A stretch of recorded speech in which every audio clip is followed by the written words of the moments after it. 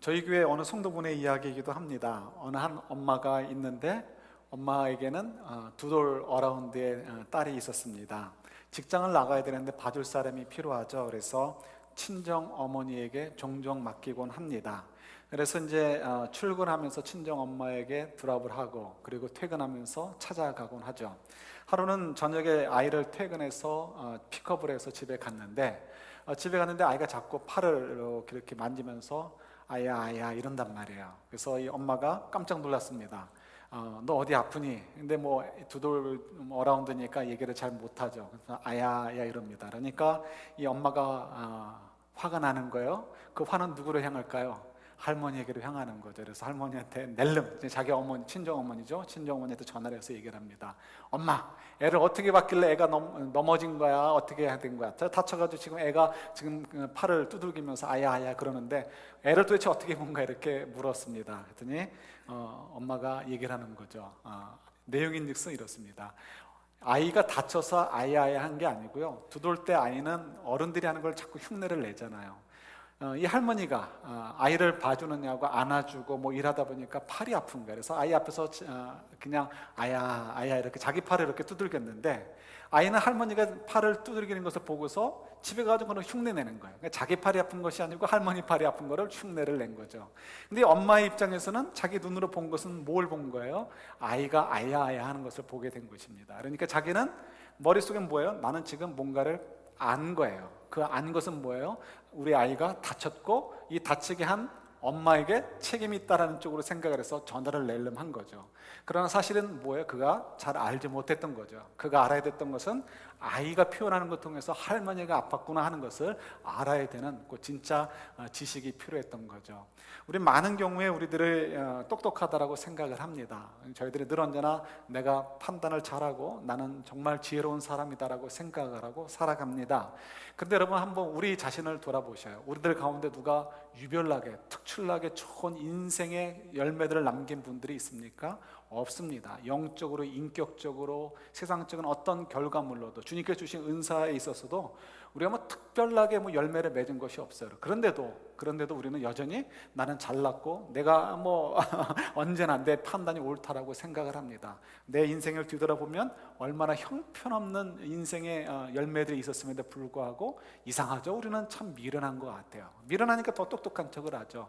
이것이 지금 고린도 교회의 문제 가운데 하나였습니다. 사도 바울도 그 얘기를 하죠. 너희들이 똑똑하다고 생각하느냐? 너희들이 뭔가를 안다고 생각하느냐? 그렇다면 너희들은 모르는 거야. 너희들은 정말 모르는 거야 라고 이제 질책을 하시는 거죠. 그런 내용들이 이제 고린도전서에 아주 여러 번 나오게 되고 오늘 또 이제 그 이유 중에 하나를 또 저희들이 다뤄보게 됩니다. 이 고린도 교회 성도들에게 특징 가운데 하나가 뭐였죠? 그들은 자기들이 굉장히 똑똑하다고 생각을 하는 거예요. 그래서 특별히 영적인 이 깨달음이 굉장히 높다라고 생각을 해서 자기들의 선생이신 사도 바울조차도 우습게 여기는 거예요. 그러니까 사도 바울이 굉장히 입장이 난처한 상태에 있는 거죠. 뭐 웬만큼 이렇게 자기 선생을 무시하는 거가 아니고 그야말로 이 선생이 정말 고린도 교회에 와서도 마음 편할 수 없을 만큼 정말 아주 적대적인 관계까지도 이렇게 그 관계로 변해져 버린 것이 고린도 교회 성도들과 사도 바울의 관계였습니다. 그 사이에서 지금 이제 이 문제는 뭐라고요? 그들이 자기들은 똑똑하다라고 생각하는 것, 자기들이 영적인 어떤 깨달음에 도달해 있다라는 것을 좀 실제로 그것이 얼마나 어리석은 생각인가를 깨우쳐 주는 것이 굉장히 중요한 문제이기도 하죠. 그래서 그 이야기를 나누는 가운데 오늘은 이 우상 숭배와 관련된 이슈로 지금 대화를 하게 되는 것을 보게 됩니다. 왜 우상 숭배의 문제가 생겼을까? 당시에는 여러분 잘 아시는 것처럼 당시의 세계는 뭐예요? 로마, 그 다음에 그리스, 그 다음에 이집트입니다. 로마, 그리스, 이집트 이 모든 세계의 문화권들에서는 유일신이라는 사상이 없습니다. 뭐 유대인 혹은 크리스찬을 제외하고는 이 세상 어디에도 유일신이라는 것은 없는 거죠. 그래서 이 마땅히 그때는 유일신 사상이 없고 신앙이 없는 거죠. 그래서 이집트건 로마건 그리스건 많은 신들이 있고요. 그 유명한 뭐 그리스 신화지 뭐 이런 이야기들이 있는 것처럼 많은 신들이 있었습니다. 그래서 그들에게 있어서는 어느 한 신만을 섬긴다는 그 자체가 그런 개념 자체가 없고요. 그래서 어느 한 신만을 섬긴다라는 것은 마치 반문화적인 사람들, 반문명적인 사람들로 여겨졌던 시대입니다. 그래서 그때 이 사도 바울이 이제 전하는 예수 그리스도의 만의 복음이라는 것은 얼마나 큰 그 트러블이 생기는가 하는 것을 우리가 알 수 있는 거죠. 그렇지만 다행히도 어쨌든 간에 고린도 교회 성도들의 입장에서는 머리로는 뭘 받아들인가요? 이 세상에는 오로지 하나님만이 참 신이라는 것을 받아들이게 됐어요. 그러나 실제로 그들의 삶 가운데서 너무나 익숙해져 있는 것이 있죠. 평생을 어렸을 때부터, 그리고 그냥 눈을 뜨면 보는 것, 수많은 신전들과 수많은 이렇게 제사, 제의의 행사들, 수많은 어떤 그 신들, 수많은 이렇게 그 제물의 음식들, 이런 것들에 대한 것들이 익숙해져 있단 말이에요. 그리고 자기는 어려서부터 그런 곳에 참석을 했었고 그곳에서의 즐거움을 즐겼던 사람입니다. 그러니까 머리로는 예수 그리스도, 하나님 아버지만 온전히 신이시다라는 것을 배워서 믿게 되었지만, 정서적으로 혹은 이제 이 머릿속 깊이 의식적으로는 뭐가 남아있는 거예요? 익숙해져 있는 것이 남아있는 거죠. 그래서 자기들도 모르게 여전히 다른 신도 있지 않는가, 이게 깨끗하게 이걸 밀어버리지 못하는 거예요. 예를 들어서 우리가 이럴 수 있습니다. 저도 그런 경험을 한 적이 있는데, 아주 어렸을 때 그런 경험이 한 번 있고요, 또 대학생 때 한 번 그런 경험을 했습니다. 구판을 한 번 보게 된 적이 있습니다. 어느 이제 모임에 갔다가 숙소로 돌아가는 길에 춘천이었는데 그곳에서 구판이 벌어진 것을 보게 되었습니다. 제 마음속에 두 가지가 이렇게 솟아올랐어요. 하나는 무당이랑 한번 눈 한번 마주쳐봤으면 좋겠다. 그래서 한번 내가 눌러봤으면 좋겠다. 예수님의 능력으로. 또 한편으로는 저도 모르게 그 구판에 집중하면서 보면서 좀 징그럽잖아요. 징그럽고 좀 뭐 괜히 소름도 끼치고, 그럴 때 좀 오는 일종의 어떤 그 귀신에 대한 그 어떤 그 막연한 그 징그러움, 혹은 또 이 두려움이라는 표현을 할 때 참 조심스럽지만 어쨌든 그런 것이 있는 거죠. 그래서 이 두 마음이 저를 이렇게 찝찝하게 그러니까 생각하게 했던 그런 이제 경험이 있죠. 이 고린도 교회 성도들의 마음이 바로 그보다 더 월등하게 심한 거예요. 어려서부터 뭐 매 주말마다 절간에 가서 살던 사람이 있었다면, 그래서 어려서부터 아니면 매 1년에 여러 차례씩 이 구판을 벌어지는 집에서 사는 사람이 있다면, 그 사람은 교회를 나가서 예수 그리스도를 믿었지만 여전히 그의 마음, 이 몸속에, 인생 속에, 마음 속에 남아있는 찌꺼기들이 있단 말이에요. 그 찌꺼기들이 계속 때로는 워킹을 한단 말이죠. 그래서 이제 고린도 교회 성도들 입장에서 이것이 왜 문제가 됐냐면, 그들은 여전히 이 문화권이 많은 종교들, 많은 신들을 이렇게 숭배하는 그런 문화권 속에서 살고 있습니다. 그래서 그들이 사람을 만나고 초청을 받고 가서 뭐 식사 모임을 가든지 비즈니스 모임을 가게 되면, 그야말로 가는 곳마다 주로 대부분이 제의가 있고요, 그 제의에 들여졌던 음식물을 가지고 쉐어하는 것이 보통 모임이었단 말이에요. 그리고 시장 바닥에서 파는 고기들의 대부분은 그런 곳에서 나온 것들인 거죠. 그러니까 사실은 이 고린도 교회 성도들이 사람들을 만나는 것, 갖는 것조차도 사실은 때로는 부담스러울 수 있는 상황이 됩니다. 왜냐하면 나야 예수님만 참신이라는 것을 알기 때문에 가서 먹는 것이 전혀 부담이 되지 않습니다. 귀신이 어디 있어? 뭐 있다 할지라도 예수 그리스도의 이름으로 아무것도 아닌 거죠. 다른 신들 이건 있지도 않는 거고요. 그러니까 뭐 정말 하찮은 귀신 정도밖에는 없는 거니까 우리가 뭐 뭘 겁을 내겠어요. 그러니까 얼마든지 식사해도 너무 그건 뭐 즐겁고 아무 상관이 없죠. 그러나 믿음이 이제 연약한 사람들, 혹은 그를 알지 못하는 사람들이 지나가다가, 아니 제 교회 다니는 애가 어떻게 저기 앉아있나, 이렇게 된다면 문제가 되는 거죠. 특별히 이제 여기 오늘 본문 이렇게 읽지는 않았지만 8장에 보면 양심이 약한 사람이라는 표현이 있습니다. 근데 양심이 무엇일까? 근데 성경의 다른 곳에서 양심이란 말을 별로 사용하지 않습니다. 사도 바울도 특별히 고린도전서하고 로마서 잠깐 조금 얘기하고 말고 이렇게 더 이상 깊은 설명이 없습니다. 그래서 이 양심, 연약한 양심이 무엇일까 좀 생각을 참 고민되는데요. 근데 제가 좋아하는 고든피라는 이제 분이 계십니다. 그분이 이제 고린도전서로는 이게 최고의 레벨에 있는 학자신데, 그분의 의견을 조금 이제 소개해드리면 이런 거죠. 우리가 정확하게 이것을 어떻게 이렇게 우리가 설명하기는 어려워요. 그런데 그분의 이야기는 이렇습니다. 조금 전에 설명드렸던 것과 연결하시면 좋을 것 같아요.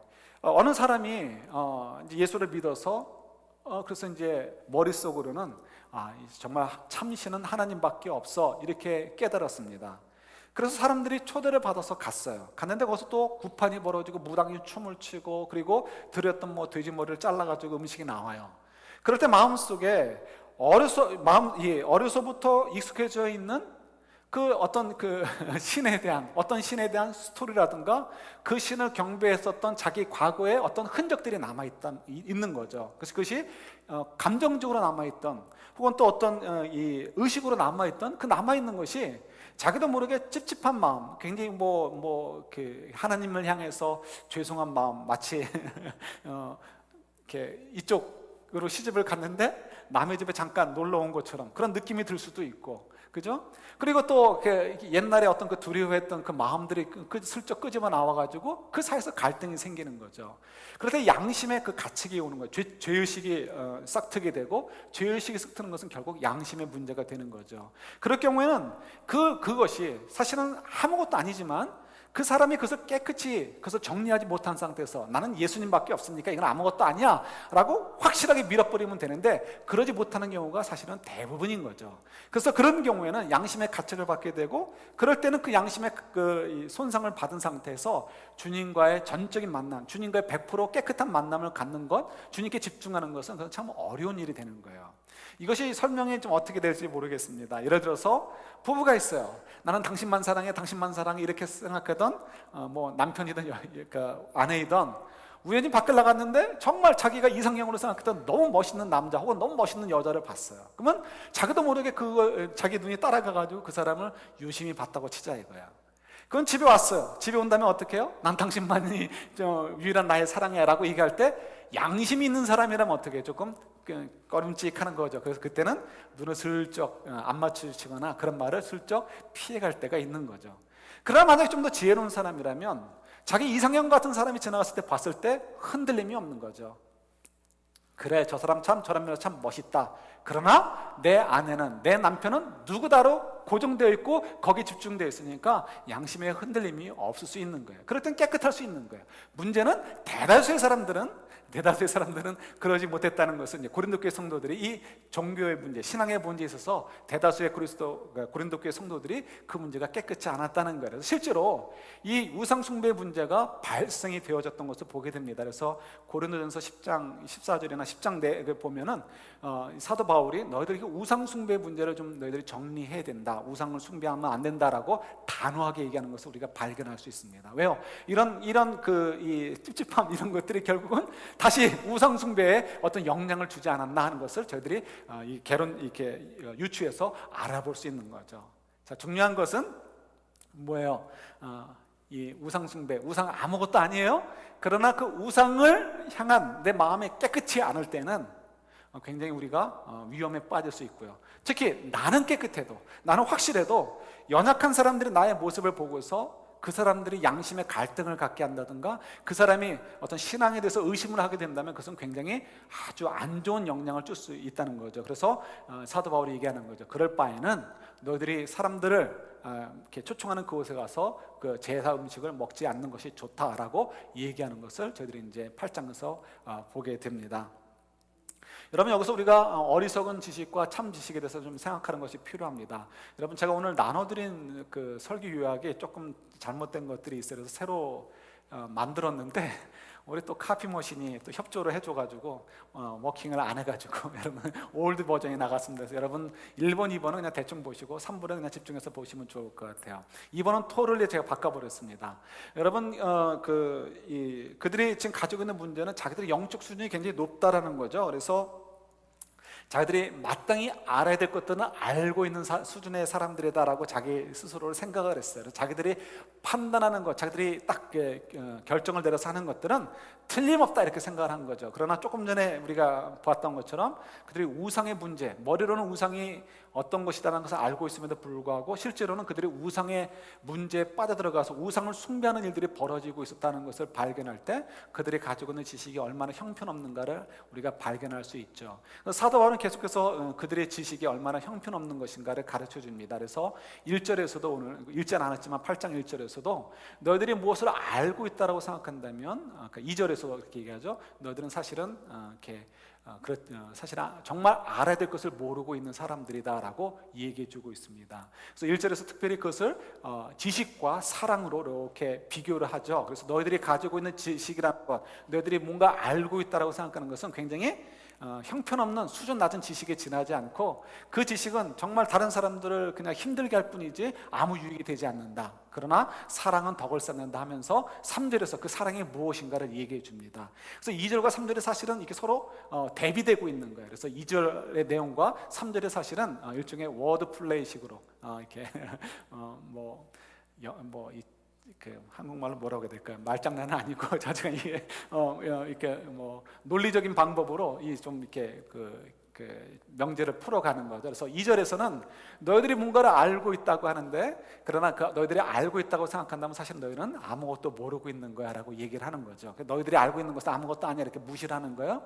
그러면서 그러나 너희들이 정말 진정한 지식을 알아야 된다는 거예요. 그 지식을 어떻게 풀어주냐면, 너희들이 이렇게 그 사랑의 덕을 베풀어 간다면, 너희들이 사랑을 행하게 된다면 하나님께서 너희들을 아신다라는 것으로 표현하고 있습니다. 근데 이거는 2절과 3절에서, 이 한국말로는 참 표현이 안 되지만 2절과 3절은 사실은 명사와 동사를 적당히 넣어가지고 서로 대비하는 것을 우리가 발견할 수 있습니다. 그래서 2절에서는 지식이라는 말을 쓰는데, 그건 이제 그리고로 그노시스라는 말이에요. 지식이라는 것은 어떤 영적인 깨달음, 그래서 이 헬라 철학, 그 당시 헬라 철학의 문화권이잖아요. 그래서 어떤 그 높은 수준의 어떤 깨달음을, 그래서 그것이 심지어는 그것이 구원에 이르게 하는 어떤 깨달음으로 이해할 수 있습니다. 그래서 그노시스라는 그 지식인데, 근데 3절에 가서는 하나님께서 너희들을 알아주신다라는 말로 동사를 갖다 씁니다. 그래서 그 이유는 이제 결국은 그 말을 좀 바꿔서 사용하지만 둘 다 지식에 대해서 얘기를 하는 거예요. 그래서 2절에서 지식은 얘기하면서 2절에서 너희들이 알고 있는 지식은 쓸모없는 지식이야 라고 얘기하고요, 3절에서는 다른 지식을 얘기하면서 그것은 하나님이 알아주시는 지식으로 표현하고 있습니다. 그걸 좀 더 저희들이 좀 쉽게 이해하면 이렇게 되면 좋을 것 같아요. 제가 오늘 찾아 읽지는 않겠지만 요한복음 14장에 보면 이런 내용들을 조금 더 잘 설명해 주고 있습니다. 빌립이나 또 혹은 그 가룟 유다 혹은 또 도마의 질문들에 대해서 주님께서 대답을 하시죠. 어떻게 하면 하나님을 알 수 있겠습니까? 어떻게 하면 하나님을 볼 수 있겠습니까? 왜 이런 것을 드러내놓고 얘기하지 않으십니까? 이런 것들에 대한 질문에 대한 답을 합니다. 그러면서 예수님께서 엉뚱하게 대답을 하시는 것 같은데 사실은 이제 굉장히 아주 이렇게 지혜롭게 대답을 하시는 거죠. 우리가 하나님을 보고 싶어요. 확인해 보고 싶어요. 근데 주님께서 얘기하시는 거죠. 보여달라고 했으면 보여줘야 되는데 뭐라고 얘기하냐면, 우리가 하나님을 이미 알고 있다는 거예요. 결국 뭐예요? 우리는 이미 하나님을 보고 있다는 거예요. 그러면서 심지어는 주님께서 뭐라고 얘기하시냐면, 하나님께서 우리 안에 거하시고 예수님 우리 안에 거하시고 우리는 예수 그리스도 안에 있고 또 예수님은 하나님 안에 거하고 있다라고 표현하고 계십니다. 그러니까 우리 하나님을 보여주세요라고 하는데 그 정도가 아니고, 하나님을 정말 잘 알고 있을 뿐만 아니라 하나님이 우리 안에 거하시고 우리는 하나님 안에 예수 그리스도 안에 거하고 있다라고 표현을 함을 통해서 하나님을 보여달라, 하나님을 알려달라고 할 때 거기에 대한 답을 해주시는 거죠. 이게 왜 그러니까 성립이 되느냐? 여러분, 우리가 어떻게 하면 사랑의 관계가 시작이 될 수 있습니까? 어떻게 하면 사랑의 관계가 세워지게 되죠? 사랑이라는 것은 일방적으로 되지 않습니다. 그러니까 그 사랑이라는 것은 서로 주고받을 때 온전한 사랑이 싹틀 수 있는 거죠. 그래서 이 온전한 사랑이 싹트기 위해서는 때로는 일방적으로 쏟아 부어줄 때도 있지만, 결국 사랑의 완성이라는 것은 서로 두 양쪽이, 사랑을 주고받는 양쪽이 서로를 이해하게 되고 서로를 알게 될 때, 진정으로 알게 될 때 온전한 사랑이 싹틀 수 있고 세워질 수 있고 완성이 되어질 수 있는 거죠. 그래서 남녀간에도 마찬가지예요. 남자들 같은 경우 첫눈에 예를 들어서 반했어요, 첫눈에 사랑에 빠졌어요, 이런 얘기는 뭐예요? 그냥 새빨간 거짓말이죠. 그냥 나 너한테 흥미를 느꼈어, 성적인 매력을 느꼈어, 이 정도 얘기지 내 인생을 전부 다 바쳐서 어쩌고 저쩌고 이건 얘기가 되지 않습니다. 왜냐하면 그 상대방이 어떤 사람인지 모르는데 어떻게 우리가 모든 것을 다 쏟아부을 수 있는 사랑을 너를 향해서 가졌어 라고 얘기할 수 있겠습니까? 여성분도 마찬가지죠. 서로 이 남녀 간의 사랑도 마찬가지예요. 서로를 알아갈 때, 알 때 그 사랑이 온전해질 수 있죠. 부모와 자녀 간의 사랑도 마찬가지죠. 부모와 자녀들도 서로 이해가 되지 않을 때는 사랑의 관계가 냉랭해질 수밖에 없습니다. 거리가 멀어질 수밖에 없죠. 그러면서 우리 주님과 저희들과의 사랑의 관계도 마찬가지죠. 우리가 어떻게 하나님을 사랑할 수 있습니까? 절대로 사랑할 방법이 없습니다. 우리에겐 그런 능력이 없어요. 근데 우리가 어떻게 하나님을 사랑한다고 얘기할 수 있을까요? 이유가 있어요. 답이 있죠. 왜냐하면 하나님께서 하나님이 어떤 분인지를 우리에게 알려주셨기 때문에 그런 거예요. 그래서 성령님을 통해서 우리는 알 수 있는 능력이 없어서 성령님을 우리 속에 넣어주셔서 성령의 세를 주신 거죠. 그래서 우리가 새 생명이 솟아나가지고 하나님을 이제 믿음의 눈으로 볼 수 있게 되는 거예요. 그래서 하나님이 우리를 얼마나 사랑해 주시는가를 알게 되니까 아 그래 내가 하나님을 믿는 것이 맞아, 하나님을 믿어야지라고 고백하게 되고 믿게 되는 거죠. 내가 결정한 게 아니고 성령께서 내 속에서 하나님을 알려주셨기 때문에 나도 하나님을 사랑해야 되겠다라는 마음이 싹 트게 되어져서 그 사랑이 시작되게 되어지죠. 그래서 이 사랑이라는 것은 그렇게 시작이 되어지는 거예요. 그리고 나서 점점 하나님을 알아가면 알아갈수록 우리의 사랑이 더 커지게 되죠. 그래서 우리는 하나님을 알기 때문에 하나님을 사랑할 수 있어요. 하나님은 우리를 아실까요? 당연히 아시죠. 그러니까 우리가 만들어지기 전부터 하나님은 우리를 아시고 우리를 선택하셔서 우리에게 성령님을 보내주시고 우리에게 이렇게 하나님을 알 수 있도록 사랑의 통로를 열어주신 거죠. 그러니까 우리가 하나님을 안다는 것 자체는 이건 엄청난 일인 것이죠. 피지컬한 눈으로는 보이지 않아도 내가 하나님을 알고 하나님을 사랑할 마음이 믿음이 좋건 안 좋건 요만큼이라도 있다고 한다는 것은 결국 내 속에 하나님이 거하고 계시고 성령 하나님이 거하고 계시고 성령 하나님을 통해서 우리 하나님 아버지와 예수 그리스도 더불어 연결되어져 있다는 것을 우리에게 알려주시는 거죠. 그래서 우리가 사랑이 시작되어지고 사랑이 나아갈 수 있는 거예요. 그래서 우리가 그 다음부터는 어떻게 됩니까? 우리가 하나님을 사랑하게 되니까 우리가 마땅히 이제 참된 지식을 따라 살게 되는 거예요. 예수 그리스도가 참된 지식이고 참된 지식을 아니까 참된 지식을 따라 사는 거예요. 그래서 우리 요한복음 14장에 보면은 나를 사랑하는 자는 어떤 사람이 나를 사랑하는 자라고요? 나의 계명을 지키는 자. 그러니까 하나님이 어떤 분인지는 아니까 사랑이라는 것은 상대방을 존중해 주는 것이 필요하잖아요. 그죠? 그래서 부부간의 참된 사랑은 뭐예요?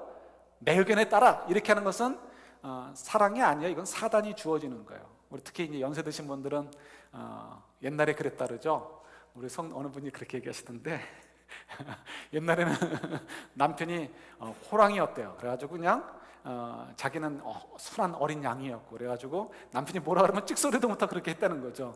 근데 점점 나이가 들어가면서 어떻게 호르몬의 변화가 생기는 거죠. 우리가 원치 않던 원하던 남성들은 여성 호르몬이 생기고 기분이 빠져가기 시작하고 여성분들은 연세가 들어가면서 힘이 세지면서 남성 호르몬이 많아지는 거죠. 그래서 이제는 여자분들이 호랑이가 돼가지고 이러고 남자분들이 양이 돼가지고 이렇게 되는 거죠. 이런 것들은 사실은 우리 죄의 결과인 거죠. 사단이 주는 결과인 거죠. 젊었을 때나 나이 많았을 때나 적어도 부부라고 한다면 어떤 일을 이렇게 결정하거나 무슨 일을 할 때 혹은 또 어떤 자녀들의 문제든 무엇이든 간에 비즈니스든 뭐든 간에 우리가 서로 상대방을 존중해 주는 것, 이것이 사랑의 기본이고 부부간의 기본이죠.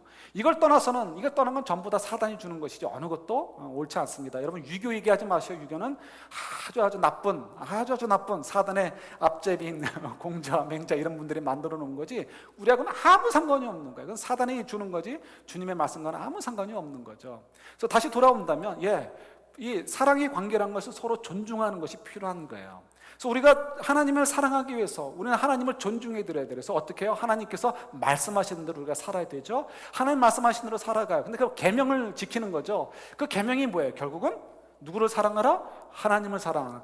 그 다음에 또 누구를 사랑하라? 내 이웃을 사랑하라. 사람들을 사랑하라는 거예요. 결국 사랑인 거예요.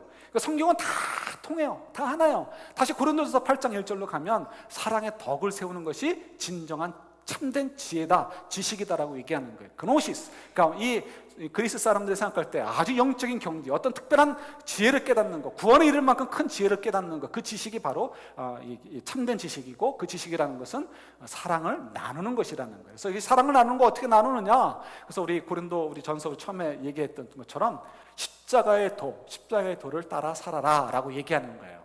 여러분 여기서 이제 우리가 또 이제 조심해야 될 부분이 있죠. 또 내 중심이 돼가지고 얘기하려는 거. 쟤는 왜 그렇게 못해? 쟤는 왜 저렇게 사랑하지 못해? 왜 쟤는 이렇게 존중하지 못해? 이게 아니고 십자가의 도라는 것은 나부터 시작한다는 거죠. 근데 여기서 우리가 이 나부터 시작하는 거가 참 어렵습니다. 예를 들어서 우리가 내 지식, 내가 깨달은 지식, 또 내 자유를 가지고 사는데 그 자유를 가지고 사는데 다른 사람을 위해서 내가 그 자유를 제한한다는 거 너무너무 힘든 일이죠. 근데 만약에 나는 정당한 일을 했어요. 정당하게 살았어요. 정당하게 했는데 다른 사람이 그것을 보고서 시험에 들을 수 있단 말이에요. 그럼 시험을 들었어요. 예를 들어서 고린도 교회 같으면 나는 하나님 밖에는 다른 모든 우상들은 아무것도 아니니까 뭐 나는 it's okay. 그래서 나는 뭐 얼마든지 그런 제의를 가가지고 뭐 아무렇지도 않게 있다가 그냥 맛있게 밥 먹고 올 수 있어요. 근데 그것을 보고서 누군가가 믿음이 연약한 사람이 보고서 시험에 들었단 말이에요. 그러면 누구 탓인 거예요? 시험 든 사람 탓이지 그 사람 탓이 아니란 말이에요. 그죠? 이게 우리의 상식인 거죠. 내가 잘못한 것이 없는데 지가 못나가지고 지가 이해를 못해가지고 지가 오해를 해가지고 시험에 들었는데 그게 왜 내 탓이냔 말이에요. 그런데 주님은 또 다르게 하시죠. 우리 고린도전서 8장 보세요. 주님께서 뭐라고 하시나?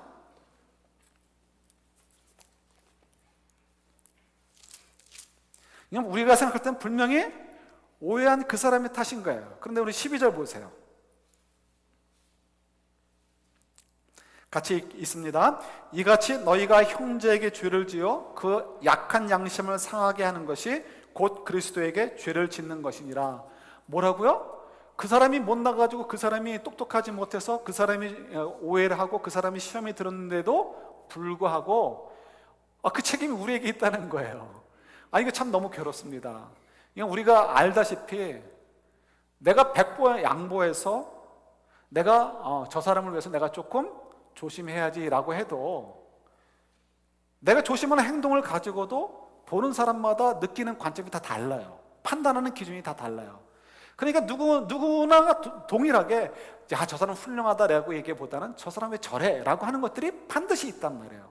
그럼 우리 보러 어떻게 하는 얘기예요? 하나님 우리에게 괜히 함정을 파놔가지고 우리를 시험에 들게 하시려고, 우리를 꼼짝달싹 못하게 하려고, 우리를 죄인으로 만드시게 하시려고 이런 말씀을 주셨을까? 좀 전에 말씀드린 것처럼 주님도 아시죠? 우리가 무엇을 해도 모든 사람을 만족시킬 수 없습니다. 예수님도 그러셨는데요. 예수님의 제자들조차도 때로는 예수님을 원망을 했는데 왜 예수님이 모르시겠어요? 그건 무슨 말씀입니까? 이거는 우리에게 모든 것을 책임지라는 것이 아니고요. 고린도 교회 성도들에게 하는 뉘앙스를 가지고 이해하시면 돼요. 적어도 너희들이 다른 사람 의식하지 않고 내 자유다, 내 마음대로 하겠다라고 하는 것은 옳지 않다는 거예요. 내가 조심한다고 해서 모든 사람을 만족시킬 수는 없지만, 그런 내가 만약 내 자유를 가지고 이렇게 했을 때 이것이 죄도 아니고 잘못된 것이 아니고 정당한 것이라 할지라도 만약 저 사람이 좀 시험 받을 것 같다라고 한다면 네가 너 스스로를 제한을 해서 네 스스로를 좀 내려놓아서 그 사람이 시험을 막을 수 있다면 그것은 어떻게 해요? 외면할 것이 아니고 해야 될 만한 일이라는 거예요. 혹시 그것 때문에 또 다른 사람이 시험 받는다 할지라도 우리가 일단 어떤 특정한 일의 문제, 이슈에 있어서 더 크게 시험 받을 사람이 있다면 그 사람을 위해서 우리가 정당하게 누릴 그 자유에 대해서도, 그 지식에 대해서도 포기하고 제한하는 것이 정당한 길이다라고 우리에게 요구하시는 거예요. 근데 참 힘듭니다. 이게 참 어려운 거예요. 그래서 이거 어떻게 이해하면 좋을까요? 그래서 우리는 좀 억울한 느낌이 들지만 우리 조금 전에 읽은 12절의 바로 앞부분 11절에 보면 우리에게 말씀해 주시는 것이 있죠. 우리 한번 11절 한번 보시겠어요?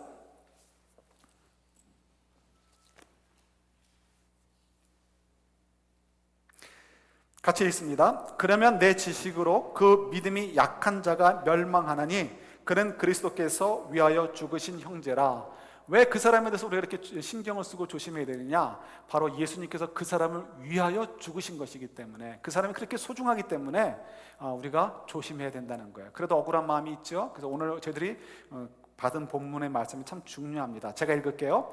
그러나 우리에게는 한 하나님 곧 아버지가 계시니 만물이 그에게서 났고 우리도 그를 위하여 있고, 또한 한 주 예수 그리스도께서 계시니 만물이 그로 말미암고 우리도 그로 말미암아 있느니라. 이것은 일종의 반복이죠. 그래서 하나님과 예수님에 대한 이야기를 반복해서 강조하고 있는 거예요. 그래서 우리가 왜 어떻게 존재하게 되었느냐, 우리는 누구를 위해서 있느냐, 결국 우리는 피조물이고 창조주가 아니라는 거죠. 우리가 피조물이라는 것은 뭘 의미하죠? 하나님께서 뭘 만드실 때는 목적이 있어서 만드셨죠. 그러니까 저희들은 하나님의 목적을 위해서 만들어진 피조물이라는 거예요. 그래서 우리는 하나님으로부터 말미암았다, 예수께로부터 말미암았다, 바로 그걸 얘기하고, 우리는 그래서 우리를 창조하신 이를 위하여 그분의 목적을 위해서 우리가 있다는 것이죠. 여러분, 이것이 굉장히 우리에게 영광스러운 내용이라는 것을 아시죠? 그걸 우리가 좀 분명히 할 필요가 있습니다. 왜 예수님께서 우리를 위해서 이 땅에 오셨는가? 거기 답이 있기 때문에 그래요. 하나님께서 모든 것을 창조하시기 전에 우리를 아셨다 그랬어요. 그리고 우리를 하나님 목적을 맞춰서 만드셨다는 거예요. 모든 우주의 주인이신 하나님, 우리가 상상할 수 없는 그 크기의 우주의 주인이시고 지금도 이렇게 관리하시는, 운영하시는 하나님께서 우리를 아신다는 거예요. 그 하나님께서 우리에게 어떤 하나님의 일을 맡기시기 위해서 창세전에 계획을 하시고 그 일을 위해서 우리를 창조해 주셨다는 거예요. 그래서 이제 하나님의 거룩한 백성으로 살고요, 그리고 하나님께 주신 은사를 따라서 하나님 주신 목적을 가지고 살게 되면, 그럼 하나님께서 우리에게 상을 주시고, 그리고 주님 앞에 갔을 때 영원히 이렇게 없어지지 않을, 썩지 않을 그 영광을 우리가 누리도록 하게 하셨다는 거죠. 이거는 죽었다 깨어나도 다른 사람들은 이룰 수 없는 하나님의 축복인 거죠. 그래서 저희들이 이것이 너무너무나 복이라는 것을 깨달으셔야 돼요. 그런데 자꾸 사단은 우리를 속이죠. 네가 왜 다른 존재에게 속박되어야 되느냐, 그건 불합리한 것이다라고 얘기를 합니다. 사단이 그것을 성공을 했어요. 그러나 그렇지 않습니다. 우리가 누구에게 속박되느냐가 중요한 거죠. 하나님께 속박되었다는 것, 그것은 그분은 너무나 의로우신 분이고 우리를 너무나 사랑하신 분이라고 생각할 때 그 속박이 우리를 억제하고 우리를 힘들게 하는 것이 아니고 우리를 잘되게 하기 위함이라는 것을 우리가 이해할 수 있죠. 그래서 그런 면에서 우리가 정말 어떤 존재인가를 잘 이해하시는 것이 필요합니다. 그럴 때 이 이유 하나 때문에, 그렇지, 우리가 정말 하나님의 자녀고 하나님께서 우리를 그 목적을 위해서 만드셨고 우리 이 목적대로 사는 것이 얼마나 큰 영광인가를 알 때 우리가 다른 사람에 대해서 우리의 자유를 억제하고 사랑을 나눠줄 수 있는 거예요. 우리가 깨달은 지식들이 있습니다. 우리가 뭔가를 안다라고 생각할 수 있어요. 그러나 그것이 얼마나 위험한 것인가, 그것이 정말 내 가정을 살리고 내 아내를 살리고 내 남편을 살리고 내 자녀를 살리고 내 교회를 살리고 내 비즈니스를 살리고 내 직장 동료들을 살리는 일인가 아닌가, 사랑의 덕을 세우는 것인가 아닌가, 한번 우리가 살펴보는 것이 굉장히 필요한 것이죠. 우리 C.S. 루이스 책을 가지고 우리 몇 주 전에 그 북 카페에서 리딩을 했었죠. 그때 지난달에 그 읽은 책이 스크루테이프라는 책이었습니다. 그분은 이제 이거 C.S. 루이스의 책이 사실은 이제 20세기에 가장 아주 이렇게 뛰어난 글로 사람들이 이제 칭송을 하죠. 이 이유는 성경의 옛날 이야기들을 20세기 현대인들이 이야기 아주 쉽게, 아주 굉장히 명쾌한 논리로 설명해 주고 있기 때문에 그렇습니다. 그런데 어느덧 그분이 쓴 책이 주로 2차 대전 전후에 쓰여진 책인데 벌써 이제 옛날 책이 되어버렸어요. 그러니까 줄잡아 70여 년이 더 된 책들이 되어버린 거죠. 그래서 C.S. 루이스 책이 이제는 이제 진짜 클래식이 돼가지고 저희들이 이해하기 참 어려운 책이 점점 되어버리는 것 같아요. 그런데 제가 이렇게 잊어버리기에는 참 아까운 책들입니다. 너무 좋은 하나님 귀하게 쓰신 분이로 우리가 생각을 하잖아요. 그래서 가능하면 내년쯤에는 이 C.S. 루이스 책을 이렇게 번역을 하신 우리 이종태 목사님 있잖아요. 저희 교회 한번 오셨었죠. 2번 방문하셨었는데 그분을 모시고 좀 이 C.S. 루이스를 좀 더 저희들이 쉽게 21세기 현대인들이 좀 더 쉽게 이해할 수 있는, 그래서 그분을 통해서 주시는 하나님의 그 지혜들을 좀 이렇게 얻어볼까 하는 좀 계획을 가지고 있습니다. 그래서 여러분이 기대를 가지시고 몇 주 정도 해보려고 하는데 좀 기대를 가지고 기도해 주시면 좋겠고요. 우리 지난달에 본 그 스크루테이프라는 것은 이제 사단이 자기 조카한테 보내면서 어떻게 사람들을, 성도들을 이렇게 속였는지 자기가 그 성공한 이야기들을 적어 보내는 것입니다. 편지글로 보내는 형식으로 이제 적혀 있는데요. 거기 이런 이야기가 있습니다. 이 사람들이 결혼에 대해서 환상에 빠지게 하고 결국 그 환상에 빠져서 이 결혼이라는 것을 잃어버리게 만든 것, 자기가 성공했다는 것을 이렇게 설명을 합니다. 사람들은 이제 사랑이라는 것을 이렇게 어떤 특별한 감정, feeling, 뭐 이렇게 정신줄 놓는 뭐 그런 거 있잖아요. 그런 것으로 생각을 한다는 거죠. 그래서 그런 feeling, 뭔가 표현하기 힘든 이 바람같이 불같이 확 오는 그 느낌, 그런 것이 있을 때 결혼을 하는 것이고, 결혼을 했어도 그것이 없어지면 어떻게 해요? 더 이상 결혼을 유지할 가치가 없는 것으로 이제 자기가 유도를 했다는 거예요. 그래서 시인이라든가 소설가들에게 그런 것을 주입을 해가지고 그들이 그런 시를 노래하고 그런 소설들을 쓰게 해가지고 사람들이 거기에 넘어가게 됐다는 거죠. 실제로 그렇잖아요. 우리가 결혼을 하게 되면 이 처음에 가졌던 그 첫사랑의 그 필링들을 잃어버리게 됩니다. 뜨거운 마음들을 잃어버려요. 그럼 잃어버리면 많은 사람들이 이제 더 이상 결혼을 유지하는 것이 의미가 없는 것으로 생각을 하죠. 그래서 부부간의 대화를 하죠. 영화 가운데 그런 거 많이 나오잖아요. 우리가 조금 우리 관계에 좀 문제가 있는 것 같다. 그러니까 우리 좀 대화의 시간을 갖자. 그래서 냉각기를 갖자고 합니다. 그래서 뭐 경제적인 여유가 있는 사람은 뭐 집이 두 채가 있으면 다른 집으로 가서 지내면서 보내게 되는 거죠. 아니면 각방을 쓰게 됩니다. 그러면 어떻게 되죠? 얼마 시간이 지난 후에 맞아, 우리는 정말 사랑하는 관계였어라고 발견하고 다시 이렇게 뜨거워지는 경우는 뭐 열에 하나도 되지 않고 많은 경우가 이혼을 하는 것으로 쫑이 나는 경우가 많이 있죠. 그것이 오늘 현대인의 모습이에요. 그래서 많은 젊은이들이 결혼을 아예 하지 않는 이유, 굳이 결혼해가지고 속박될 필요가 뭐가 있느냐는 거예요. 그것이 사단이 주어지는 도전이었고 그것이 성공했다는 거예요. 정말 그런 것 같아요. 근데 정말 여러분, 결혼이라는 것이 그렇습니까?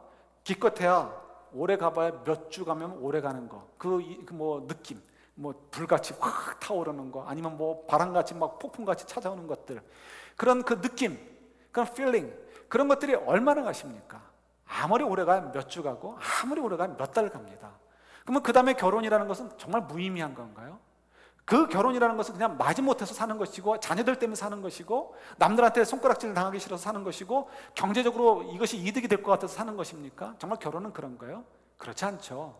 결혼이라는 것은 우리가 정말 폭풍과 같이 찾아오는, 열병과 같이 찾아오는 그런 필링, 첫사랑의 그 느낌이 있어서 시작을 했는지 안 했는지 모르지만, 그것이 없어도 살만한 것이 부부관계이고 결혼 제도라는 거죠. 왜 하나님께서 결혼 제도를 만드셨겠어요? 여러 이유가 있는 거죠. 거기에는 그런 감정이 없어도 두 사람이 서로 존중하며 서로를 세워주고 서로 인커리지해주고 서로 보완해주면서 두 사람이 그 인생을 더욱 아름답게 만들어가기 위해서도 결혼 제도가 있고, 하나님께서 부부 관계를 맺게 하셨고요. 또 사회가 새 생명이 있어져야 사회가 유지가 되어지죠. 그래서 새 생명이 이어지기 위해서는 어떻게 해요? 결혼을 해서 사람을 낳고 또 그 아이들을 말씀으로 잘 양육해서 그 다음 세대 더 하나님의 아름다운 세상으로 만들어 가기 위해서는 좋은 가정이 필요한 거예요. 뭐 그거 말고도 여러 가지 이유들이 많이 있죠. 그래서 가정이라는 것은 꼭 불같은 어떤 뜨거운 사랑이 사라졌다 할지라도 여전히 서로를 지키고 서로를 격려해 주는 것이 이렇게 위해서 가정을 지킨다는 것은 정말 가치 있는 일인 거죠. 그러나 정말 우리들이 이걸 잃어버리고 사단이 자꾸 유혹에 넘어가요. 근데 이 사단이 준 이 전략이라는 것은 가정에서만 머무는 것이 아니고 다른 사람의 관계 속에서도 생기게 되어지죠. 그래서 우리가 누군가를 사랑해, 누군가를 위해서 네가 좀 희생해라고 얘기한다면 우리가 불끈합니다. 나는 내 자녀들도 내 가족들도 충분히 사랑하지 못하는데 왜 내가 다른 사람을 위해서 사랑을 해야 됩니까? 나는 저 사람에 대해서 이미 마음이 냉랭해졌는데 뭘 나보고 저 사람을 위해서 내가 나보고 이렇게 희생하라고 얘기합니까? 내 남편, 내 아내? 이미 정말 식을 대로 버린 사랑이고 이건 사랑이었는지 아니었는지 의심이 됩니다 라는 생각들을 갖는 것이 우리들인 거죠. 그래서 주님이 얘기하시는 거죠. 그게 아니라는 거예요. 그게 아니고 그건 사단의 전략인 거고, 우리의 사랑은 어떻다고요? 그런 어떤 폭풍같이 뭐 찾아오는 그런 것이 사랑이 아니라 하나님께서 만나게 하신 것, 하나님께서 우리 주변에 두시게 하신 것, 그 자체가 벌써 하나님께서 우리에게 사랑하라고 만들어주신 통로이고 사랑하라고 이렇게 우리에게 허락하신 동료들이고 대상들이라는 거예요. 그래서 우리 주변에 있는 대상은 원수도 있단 말이에요. 그러니까 원수까지도 사랑하라는 건 뭐예요? 내 마음이 차가운 정도가 아니고 드라이된 정도가 아니고 정말 폭풍과 같이 죽이고 싶은 상대를 할지라도 그를 향하여 사랑의 덕을 쌓아두라. 그를 향하여 사랑을 베풀고 그러기 위해서 네가 마땅히 누려야 될 자유, 네가 마땅히 누려야 될 그 지식을 제한시켜라. 그걸 내려놓아라. 그것이 옳은 것이다라고 우리에게 가르쳐주고 계시죠. 여러분, 저희들이 오늘날을 살아가면서 이게 참 어렵습니다. 우리 12월 달에 가죠. 우리가 정말 이렇게 우리 예배를 끝날 때마다 부르고 싶은 찬양이 있는데, 사랑의 나눔 있는 곳에 하나님께서 계시도다. 요 짧은 찬양이에요. 근데 이게 너무 짧아가지고 이게 어떻게 맞춰야 될지 몰라서 찬양을 드리지 못하는데, 사랑의 나눔 있는 곳에 하나님께서 계시도다. 근데 이게 참 우리가 어렵습니다. 말은 되는데 내가 남편을 존중해주고 아내를 존중해주고, 그래서 그걸 위해서 존중해주기 위해서 내 권리를 좀 내려놓아야 된단 말이에요. 내 자녀를 존중해주고 내 부모를 존중해주고 내 성도들을 존중해주고 내 직장 동료들을 존중해주고, 근데 그 존중해주기 위해서 내가 나를 좀 내려놓아야 되는데 이게 어려운 거예요. 사단은 우리에게 자꾸 얘기해주죠. 네가 그럴 필요가 뭐가 있느냐. 근데 주님은 얘기하시는 거죠. 사랑의 나눔이 있는 곳에 내가 그곳에 너희들과 함께한다라고 말씀해주고 계시죠. 여러분, 우리가 굉장히 어려운 말씀을 도전을 받습니다. 그러나 우리가 한 가지 분명한 이유가 있어요. 우리가 존재하는 이유는 우리 자신을 위해서 있지 않는다는 거예요. 분명한 이유, 예수님께서 이 땅에 오신 것도 예수님 자신을 위해서 오신 것이 아니라 우리를 위해서 오신 것처럼, 그래서 십자가의 도를 가르쳐 주신 것처럼 우리가 이 땅에 존재하는 것도 우리를 위해서 있는 것이 아니라 주님을 위해서 있는 것이고요. 그 주님은 우리에게 말씀하시죠. 내가 너희들에게 요구하는 것은 너희들 눈에 보이는 사람들 혹은 보이지 않는 사람들, 너희들의 감정이 어떻든 간에 그 상관하지 말고 그 사람들이 바로 내가 너희들에게 사랑하라고 요구한 대상들이니까 그들을 위해서 너희 것들을 내려놓아라. 오직 한 가지 이유, 나를 위하여, 나를 위하여. 예, 주님을 위하여, 우리 자신이 아니라 주님을 위하여 그런 내려놓을 수 있는 저희들, 주님을 위하여 존재한다는 것을 깨닫고 주님을 위해서 우리 사랑을 베풀 수 있는 저희들, 그러기 위해서 내 권리들을 좀 내려놓을 수 있고 내 자유를 스스로 속박하고 제한할 수 있는 지혜로운 참된 지식에 도달하는 저와 여러분들이 될 수 있기를 우리 주님의 이름으로 축원합니다. 아멘.